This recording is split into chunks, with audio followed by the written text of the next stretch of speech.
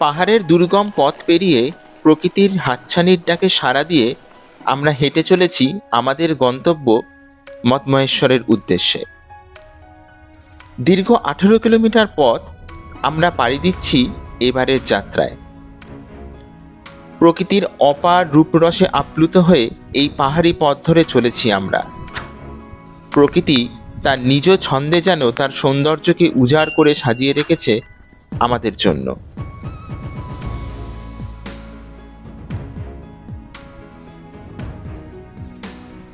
আজ সকাল 6টা থেকে আমাদের যাত্রা শুরু করেছিলাম বানতুলি বলে একটি ছোট্ট পাহাড়ি গ্রাম থেকে।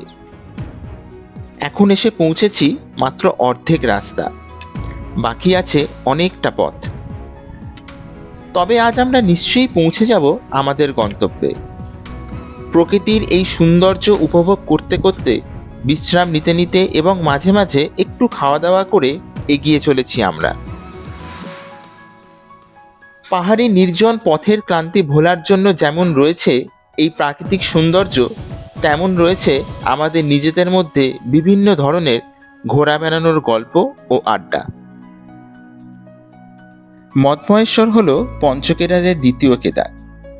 প্রথম কেদার হলো কেদারনাথ, তারপর মঠমহেশ্বর, তারপর তুঙ্গনাথ, কল্পেশ্বর ও শেষে রুদ্রনাথ।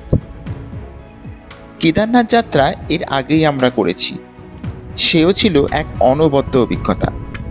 তাই এইবার বেরিয়ে পড়েছি দ্বিতীয় কেদারের উদ্দেশ্যে। একটা ছোট্ট গল্প বলি। মহাভারতের যুদ্ধের পরে পাণ্ডবদের উপর ভ্রাতৃহত্যার পাপ লেগেছিল।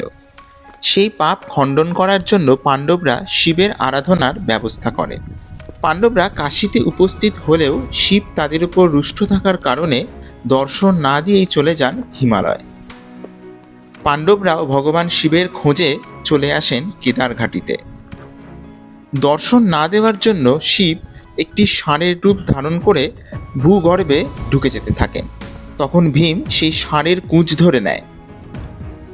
পাণ্ডবদের এই নিষ্ঠা দেখে শিব সন্তুষ্ট হয় ও দর্শন দিয়ে তাদের পাপ মুক্ত করে। যখন এই ষাঁড়রূপী ভগবান শিব ভূগর্ভস্থ হচ্ছিলেন, তখন তার শরীরের উপরের অংশ নেপালের কাঠমান্ডুতে প্রকাশ পায় পশুপতিনাথ নামে। শিবের কুঁজ কেদারনাথে, নাভি মধ্যমহেশ্বরে, বাহু তুঙ্গনাথে, মুখ রুদ্রনাথে এবং জটা কল্পেশ্বরে প্রকাশ পায় এবং এই নিয়েই তৈরি হয় পঞ্চকেদার।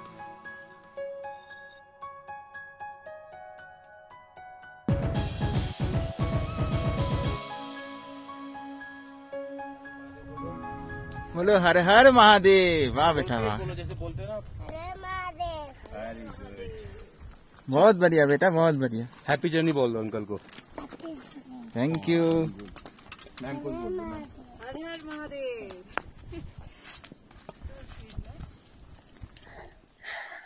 আমরা ট্রেক করতে করতে এখন এসে পড়েছি মেখাম্বা। এখান থেকে আমাদেরকে নেক্সট ডেস্টিনেশন হচ্ছে কুঞ্চাট্টি। কুঞ্চাট্টি হচ্ছে 1.300 কিলোমিটার। চড়াইটা প্রচন্ড বেশি, পুরোটাই খাড়াই চড়াই, বাট চারপাশে সিনিক বিউটি এত সুন্দর, আর পাহাড়ের এক একটা অ্যাঙ্গেলে এত সুন্দর বিউটি আমরা দেখতে পাচ্ছি, যার জন্য ক্লান্তিটা মনেই হচ্ছে না। আস্তে আস্তে গুটি গুটি পায়ে আমরা এগিয়ে চলেছি মঠমহেশ্বরের পথে। এখান থেকে মঠমহেশ্বর 3.95 কিলোমিটার দেখাচ্ছে, চড়াই অনেকটা। দেখা যাক কতক্ষণ সময় লাগে। আমরা আস্তে আস্তে রেস্ট নিতে নিতে এগিয়ে চলেছি বাবা মহেশ্বরের কাছে। জয় ভোলে। মাঝে মাঝে রাস্তার ধারে বসে ছোট ছোট দোকান থেকে বুরাস বা মাল্টার জুস খেয়ে পথের ক্লান্তিকে কাটিয়ে আবার আমরা হেঁটে চলেছি আমাদের গন্তব্যের উদ্দেশ্যে।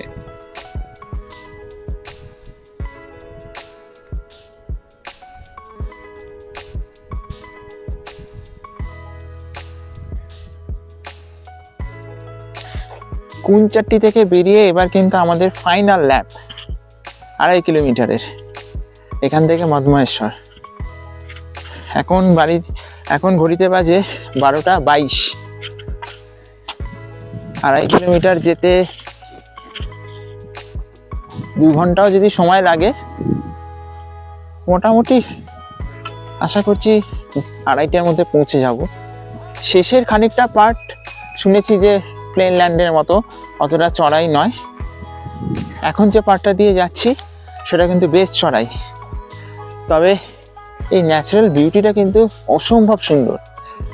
এর আগের বেশ কিছুটা জায়গা পুরো ওপেন ছিল, তখন রোদ্দুরটা খুব গায়ে এসে পড়ছিল, তো তখন গরমে একটু কষ্ট হচ্ছিল। আবার যে এই গাছের ছায়ায় এরকমভাবে এসছি, এখন ঠান্ডা ঠান্ডা হাওয়া লাগছে, বেশ ঠান্ডা লাগছে। সবার কাছে একটাই অনুরোধ রাখবো, এই যে প্রাকৃতিক সৌন্দর্য, এটাকে এইভাবেই যেন বজায় রাখবেন। আপনারা যারা আসবেন প্লিজ প্লাস্টিক এখানে ব্যবহার করবেন না।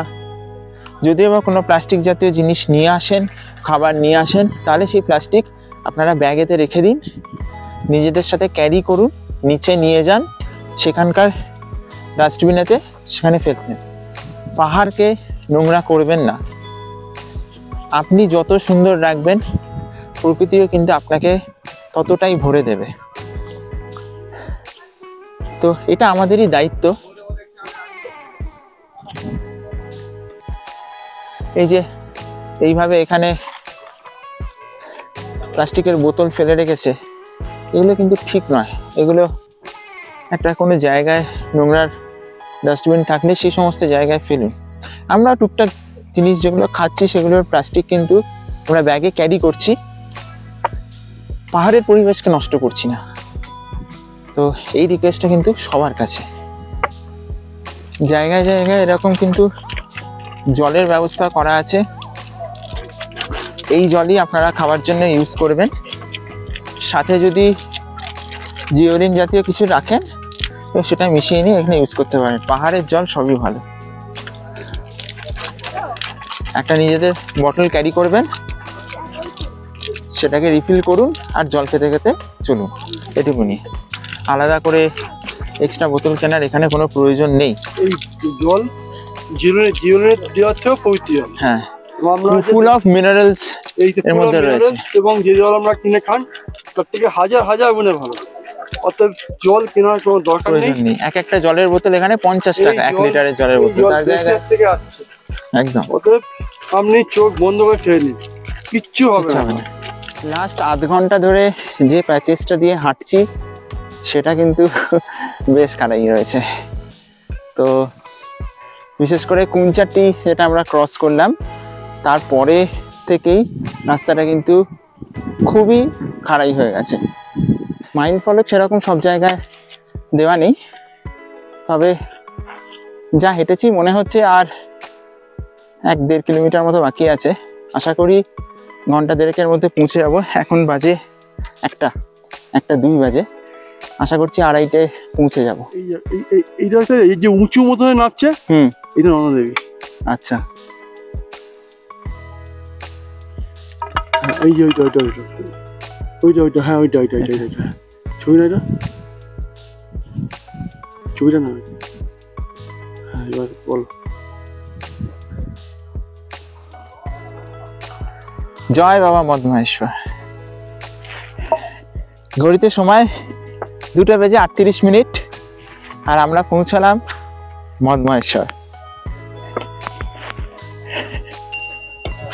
সার্থক, এত কষ্ট, এতদিনের প্ল্যানিং সার্থক।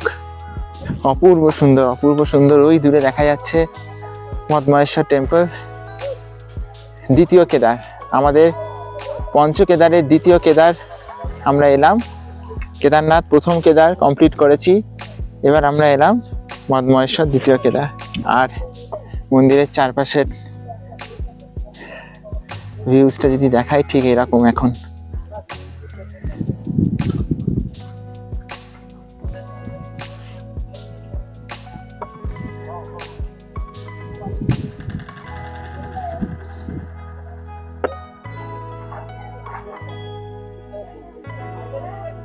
আছি এখন মদমহেশ্বর টেম্পলের সামনে, আর এখানে আসার পরই পাহাড় থেকে স্নোফল চালু। স্নোফল শুরু হয়ে গেছে হালকা হালকা। পাহাড়ের ওপরে তো ভালোই হচ্ছে, এখানে এই গুড়ি একবার হচ্ছে বন্ধ হচ্ছে। দারুণ দারুণ। এখন মন্দির বন্ধ রয়েছে, আমরা মন্দির প্রাঙ্গণেতেই মন্দির কমিটির একটি রুম নিয়েছি, সেখানে আজকে রাত্রিটা থাকবো।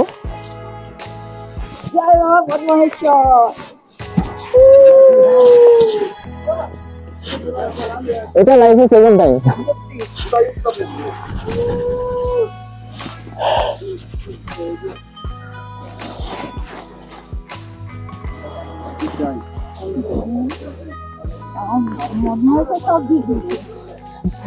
স্নোফল হচ্ছে, বেশ বেড়ে গেছে স্নোফলটা, এই যে দেখা যাচ্ছে। দেখা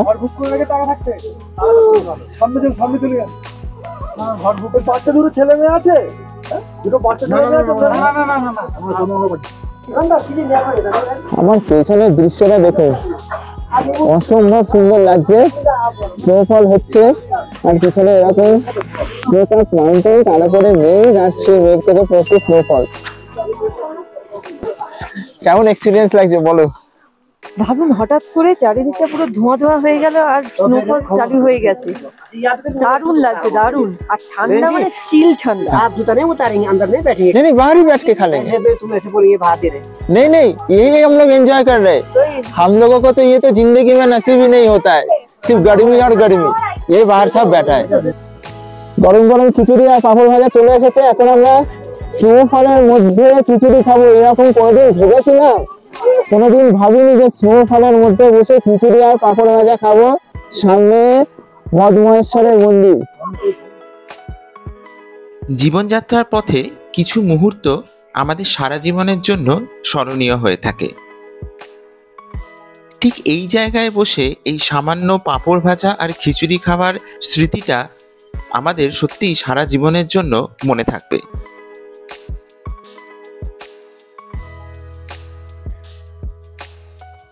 এই মন্দির, আর এই মন্দিরের পাশেই ঠিক এখান দিয়ে রাস্তা গিয়ে আমাদের রুমটা হলো এই জায়গাটায়।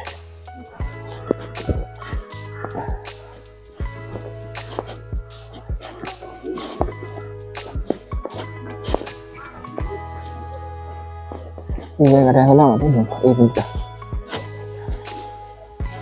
আর এই রাস্তাটা যে সোজা চলে যাচ্ছে, এটাই বুড়া মদমহেশ্বরের দিকে যাচ্ছে। এই রাস্তাটা, এই এখন বাইরের সিচুয়েশন। এখন টাইম বিকেল 4:04।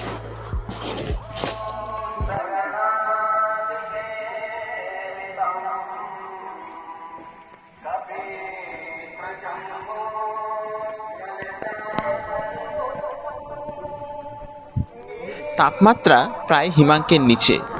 এই সময় মদমহেশ্বর মন্দিরের সামনে দাঁড়িয়ে আমরা সাক্ষী থাকলাম এখানকার সন্ধ্যারতির সাথে। এও এক অনবদ্য অভিজ্ঞতা ছিল আমাদের।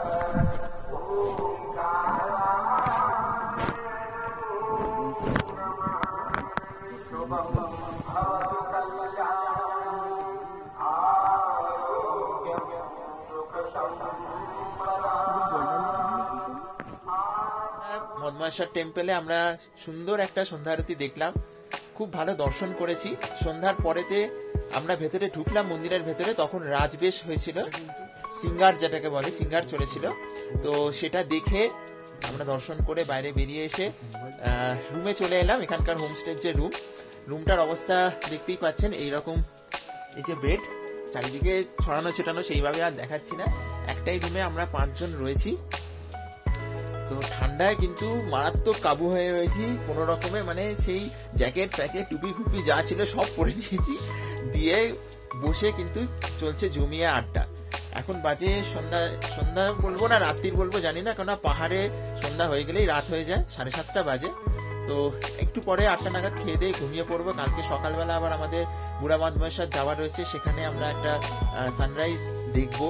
তো তার জন্য 4টের সময় উঠে 5টার মধ্যে বেরোতে হবে। তো এখন চলছে আড্ডা, সবাই কিন্তু এখানে বসে আমরা একটা দারুণ কোয়ালিটি টাইম স্পেন্ড করছি, দারুণ আড্ডা মারছি। তো আড্ডার আসর কিন্তু এখানে বেশ ভালো মতোই জমেছে। ঠান্ডায় কাবু হয়ে আমরা সবাই বসে নিজেদের বিভিন্ন ঘোরার জায়গার এক্সপিরিয়েন্স শেয়ার করছি।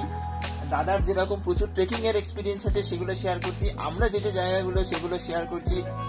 মনিদীপা তো আবার বিদেশে চলে গেলে, এদেশে ওনার হচ্ছে না, সেই সুইজারল্যান্ডের গল্প শেয়ার করছে, মানে বিভৎস ব্যাপার।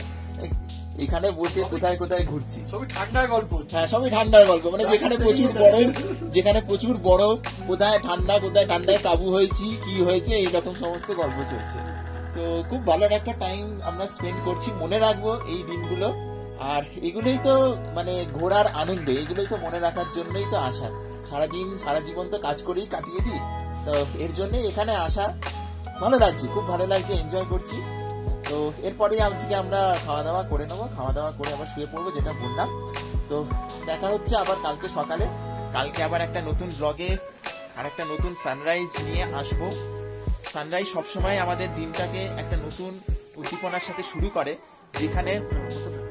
যেখানে আমরা অনেক নতুন কিছু শিখতে পারি, ঠিক আছে?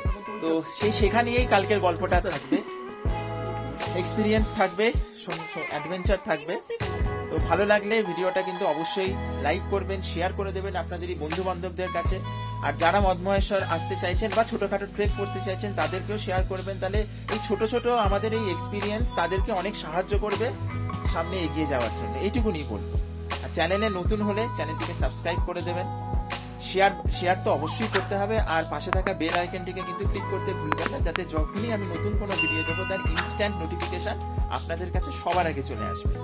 তো যেটা বলে সবসময় শেষ করি, এইবারও তার অন্যতা হবে না। আপনাদের সাথে আমার এই সফর জারি থাকবে, কেননা life is all about travel.